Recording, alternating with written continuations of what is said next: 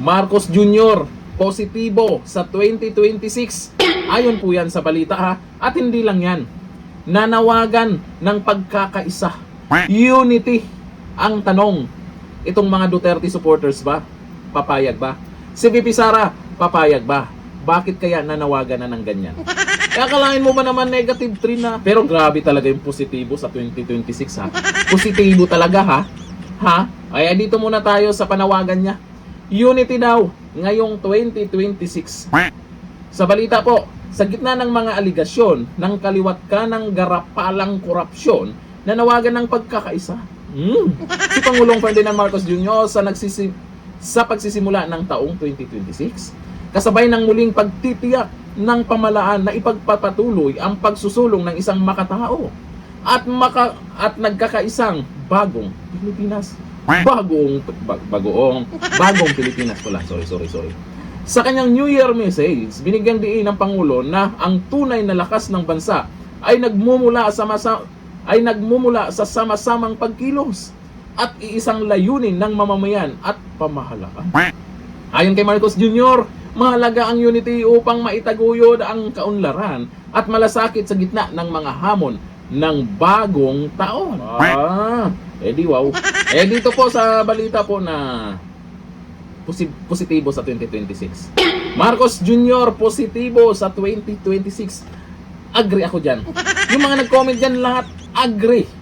Ang daming nagko-comment dyan, sabi, oo, positive talaga. Ano positive? Ano bang klaseng positibo to? Sa pagsalubong ng bagong taon, nagpahayag ng positibong pananaw si Pangulong Ferdinand Marcos Jr. sa mga pag-asang hatid ng 2026 para sa bansa at sambayan ng Pilipino. Sa kanyang New Year message, iginiit ng Pangulo na sa pagpasok ng 2026 na natrili ang kanyang paniniwala na may malinaw na pag-asa ang Pilipinas.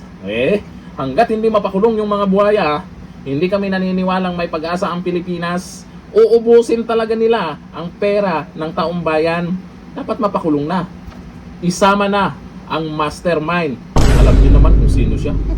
Ayon kay Marcos Jr., mas marami pang kayang marating ang bansa kung magpapatuloy ang pagtutulungan at pagkakaisa ng mamamayan. Positibo daw talaga yung pananaw niya na ganun yung mangyari. Basta magtulungan lang, unity lang. Depende pa rin po yan sa inyo, mahal na Pangulo. Kasi ang nangyayari po sa loob ng 3 taon, nakikita na po ng iba na puro yaw-yaw lang, kulang sa gawa. Ang sabi po kasi ng iba, ibang-iba po yung sinasabi nyo po sa nangyayari ngayon, sa realidad. O kagaya nakaraan, bago magpasko may mapakulong pero wala naman.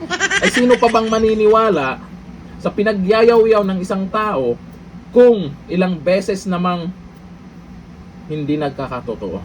Ilang beses namang nangangako na hindi naman nagkakatotoo. Ngayong 2026, ay panibagong budget na naman. Ito po sa mga nag-comment na tungkol po dyan sa positibo daw si Marcos Jr. sa 2026. Ito yung mga komento ng mga netizen. Sabi ni Tramier Ojero, positibo talaga. Wow. Sabi ni Kay Ilian, matagal ng positibo yan. Sabi ni Larry Magbanwa, positive na positive. Agree yung mga nag-comment dyan. Agree po ang karamihan. Sabi ni Ginaro Forones, noon pa yan, positive na. Sabi ni Francis Cruz, hindi na magbabago yan. Positive talaga yan lagi. Ewan ko lang kung ano yung ibig nyo sabihin dyan sa pinagyayaw-yaw nyo ha. Basta dito sa balita po, ay pinaliwanag naman dito kung ano yan. Pero pagdating sa ganyang usapan, positive, ang alam ko negative. Negative yan. Negative 3 nga, di ba? Hanggang dito na lang. Thank you. Bye-bye.